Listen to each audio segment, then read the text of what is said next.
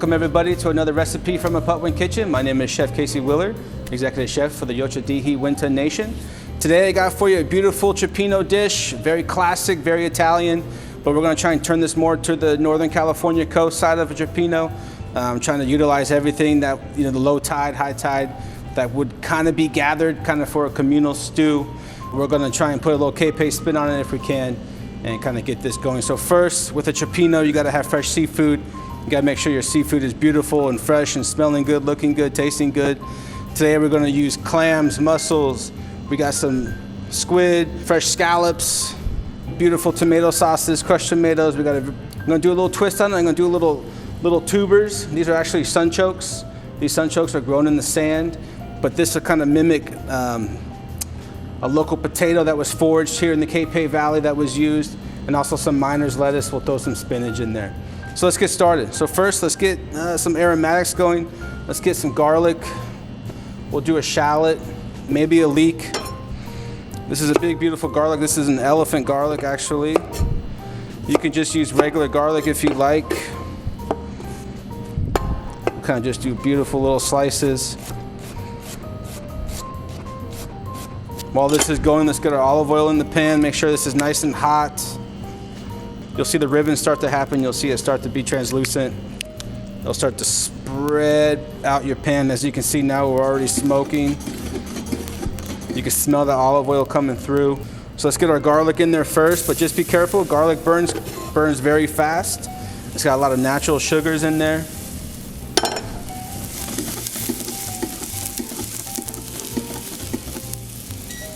So we can kind of let that saute. Let's get into our shallot quickly. Nice thinly sliced. This is more like a rustic stew, so not everything has to be perfect. You're just trying to build flavor. Cioppino is all about building flavor. You start with your tomatoes, you start with your wine, you start with your aromatics, so it's all about flavor building. Kind of stir those around, very translucent. I'm gonna go right into the sunchokes. You can choose to peel them if you like. I'm not gonna peel them.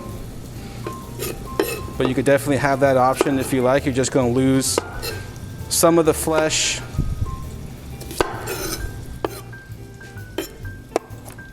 We'll come and cut these the same way as our shallot. Want to make sure everything's uniform so it cooks correctly, cooks the same time. This is just a different component you can add to your Cioppino. The more ingredients you add to your garlic while it's cooking, the less chances you have of it burning. Kind of give that a stir. Shallots look great, they're getting translucent. Okay. So my goal here is I want to deglaze this pan. So this pan there's fond at the bottom, right? There's flavor building with the garlic. There's flavor building with the shallot. So you kind of want to deglaze it. So what I'm going to do, I'm going to use a little white wine to help bring all that flavor off the bottom. Maybe about half a cup, give or take. You kind of want to baby this. You can smell the wine cooking, you can smell it. It's beautiful. You want this to kind of reduce by half. You want to take a wooden spoon and make sure you get all that fond that's off the bottom of the pan. And that's going to help bring flavor. It's going to help bring richness and color to your dish. So while that reduces, it's starting to boil. You can smell once the alcohol is cooked away, you're kind of good to go. Yeah, beautiful. So at this point, I'm going to add a little crushed tomato. You can add tomato paste if you like. I'm going to add crushed tomato. It just gives a little more texture. This is going to help thicken your seafood base, and it's also going to help obviously incorporate flavor and color. So we can give this a stir. You want this to kind of all blend together, and you also want your tomato sauce to start to thicken. Just let it go a couple minutes. That tomato sauce will cook quick. There's a lot of sugar in tomato, especially at this stage of how it's processed. It's starting to boil. It's starting to thicken on me. You can kind of see, you can kind of bridge it, kind of separate it. And the slower it takes to come back together, you know your sauce is getting thicker and thicker.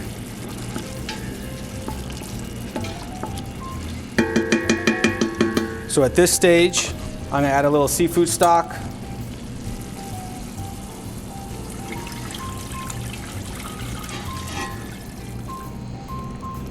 So while this is going, let's add our clams.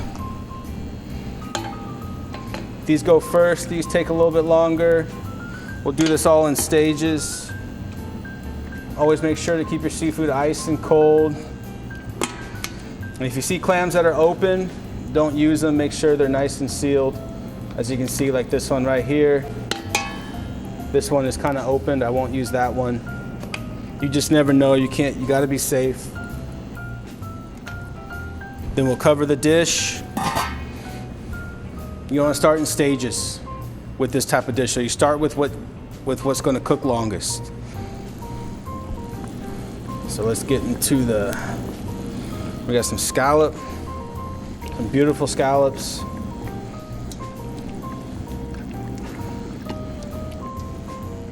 Scallops are in. We'll close the lid. We'll let that steam off a little bit, 30, 45 seconds. You don't want to overcook. We also don't want to undercook. Nice and steamy, it's getting there. Then we can go back to our mussels.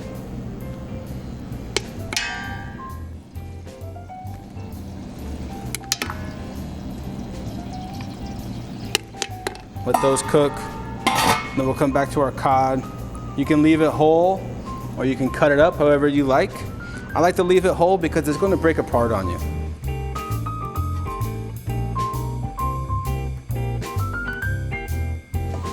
At this point, I'll probably add a little salt.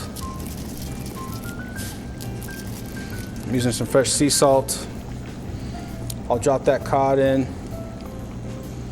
Kind of just layer it down. We'll get some of this fresh squid, some baby squid.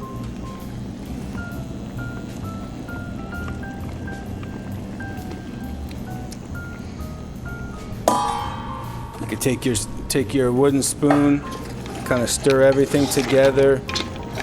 Kind of make sure there's enough liquid. If there's not enough liquid, you can go ahead and add more tomato sauce if you like, which I think I will.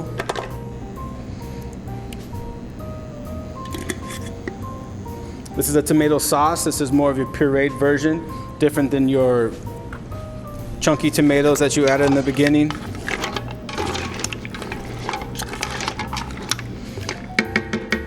At this point in time, we can cover, and we can start getting our herbs and aromatics ready. Maybe a little rosemary, definitely some dill. We have chive, some beautiful chive. We can use this to finish. So at this point, I'll look at the soup, look at my cioppino, and I'll see if I need to add some lemon. Make sure to keep those seeds out of your soup. You can use the finger method, what I'm using right now. You can get a strainer, or you could do it ahead of time. However you like, there's no wrong way. Kind of just gently give this a nudge. You want to make sure your squid is in the liquid. If you don't want to use squid, feel free to use baby octopus or shrimp. You can definitely add shrimp to this. As you can see, that cod's already starting to break apart a little bit. It's looking fantastic. Let's keep this covered. Let's go into our herbs. We'll do some dill, rosemary. I like to keep everything rustic, kind of large. Okay, herbs are ready. You don't want it to boil. This is looking a little too hot, so I'm going to bring it down, because the higher the boil, the more broken apart your fish is going to be. You want a nice slow simmer. Everything cooking in that beautiful broth.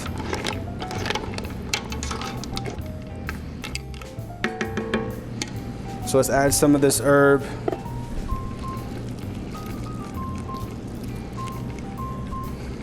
Kind of just gently move around your pot. You don't, again, you want to preserve the integrity of your fish.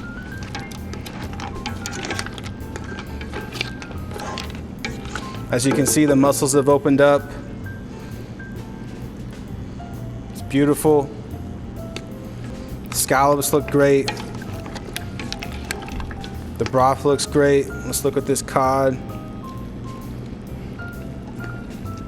It's starting to break apart on us already. So it's just turning into a very beautiful dish, a very meaningful dish.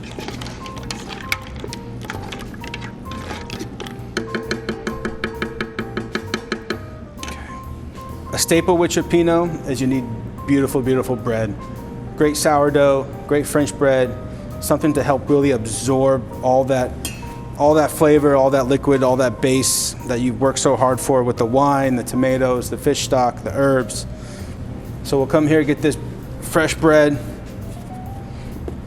Beautiful baguette. This is a sourdough. So as we start to build this dish, we have cod in here. My cod's probably going to go last. Just start to scoop.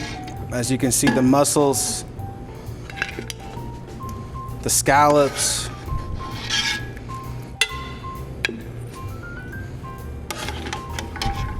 the clams. This is a beautiful dish. Great for a community gathering.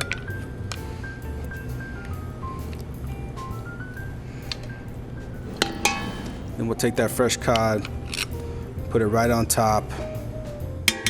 We can let this sit for a minute while we get our bread going.